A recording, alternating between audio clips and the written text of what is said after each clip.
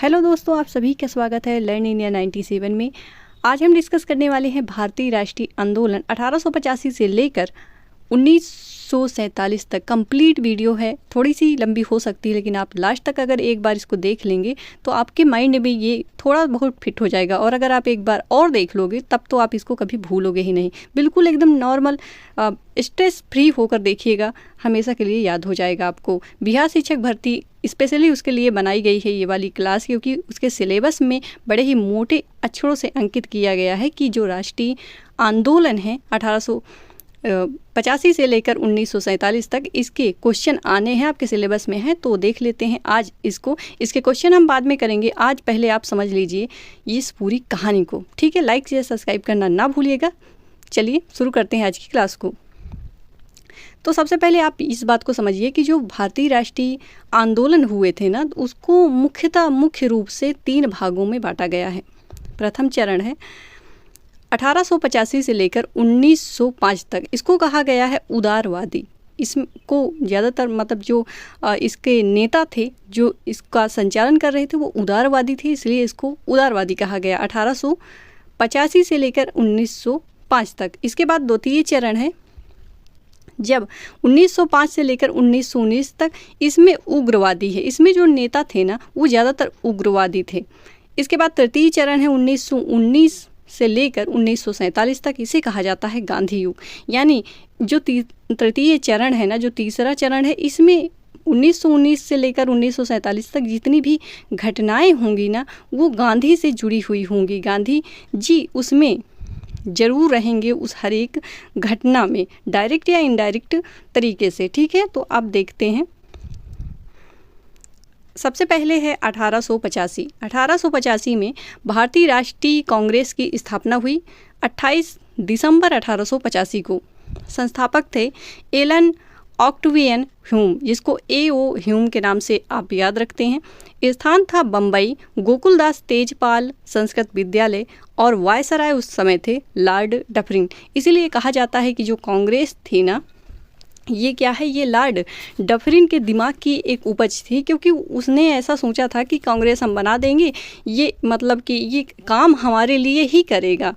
बाकी नाम रहेगा कि हाँ ये भारतीय जनता की सुनेगी, लेकिन काम ये हमारे लिए करेगा। लेकिन बाद में क्या होता है कि ये भारतीय जनता मतलब ये भारतीय आज़ादी के लिए काम करने लगता है, तब वो इसका विरोध करता है। कौन? Lord Dufferin. इसके बाद पूर्व में इसका जो नाम रहता है भारतीय राष्ट्रीय संघ होता है। बाद में दादा भाई नौरोजी ने इसका नाम भारतीय राष्ट्रीय कांग्रेस दे दिया। प्रथम अधिवेशन हुआ था 1885 में और अधिवेशन किया था व्योमेश चंद्र बनर्जी जी ने, इनकी अध्यक्षता थी। इसके बाद जो वेरी इंपॉर्टेंट है 1905 का बंगाल विभाजन, जो लॉर्ड कर्जन के समय हुआ था, यानी कर्जन के समय। इसके बाद है 1905 में ही इस बंगाल विभाजन के खिलाफ बंग भंग जो आंदोलन हुआ, यानी जिसको स्वदेशी आंदोलन भी कहते हैं। 1906 में मुस्लिम लीग की स्थापना हुई ढाका में। आगा खां और सलीम उल्ला खां याद रख सकते हैं, या टाइम ही याद रख सकते हैं, वो इम्पोर्टेंट है। एक बार पूछा था कि ये कहाँ पर स्थापना हुई थी, तो ढाका में।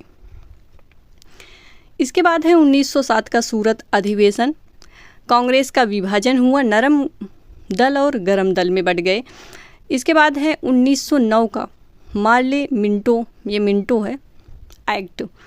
1911 में दिल्ली दरबार लगा और जो बंगाल विभाजन हुआ था 1905 में, उसको रद्द कर दिया गया और कहा गया कि दिल्ली राजधानी बनेगी कोलकाता के स्थान पर। इसके बाद 1912 में दिल्ली जो है राजधानी बन गई।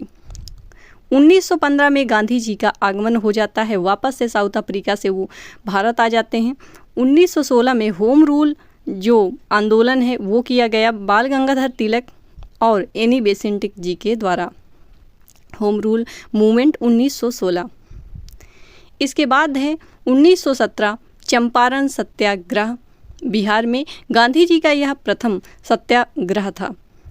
1917 में ही मांटेग्यू घोषणा पत्र भी आया था। 1919 यानी 19 मार्च 1919 को रोलेट एक्ट आया, जिसमें कहा गया था कि बिना वकील, बिना अपील, बिना दलील का कानून कहा गया, इसे काला कानून कहा गया। मतलब इसमें ऐसा था कि संदेह के आधार पर अगर जरा सा भी संदेह हुआ तो आपकी गिरफ्तारी हो जाएगी, और बाकी कोई प्रूफ नहीं चाहिए, कोई वकील नहीं चाहिए, कुछ भी नहीं, संदेह हुआ नहीं कि गिरफ्तारी। तो इसलिए इसको काला कानून भी कहा जाता है। 19 मार्च 1919 को रोलेट एक्ट आता है और 10 अप्रैल 1919 को पंजाब के लोकप्रिय नेता होते हैं सैफुद्दीन किचलू और डॉक्टर सत्यपाल, इनको गिरफ्तार भी कर लिया गया। मतलब 19 मार्च को ये आया और अब 10 अप्रैल को गिरफ्तार भी कर दिया गया संदेह के आधार पर।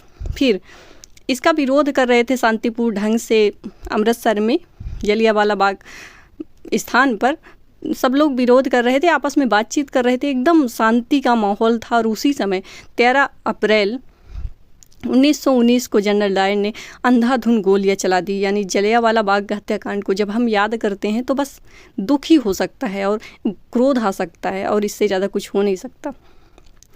इसके बाद इस घटना के बाद गांधी जी ने केसरी हिंद और रविन्द्रनाथ टैगोर जी ने सर की उपाधि वापस कर दी।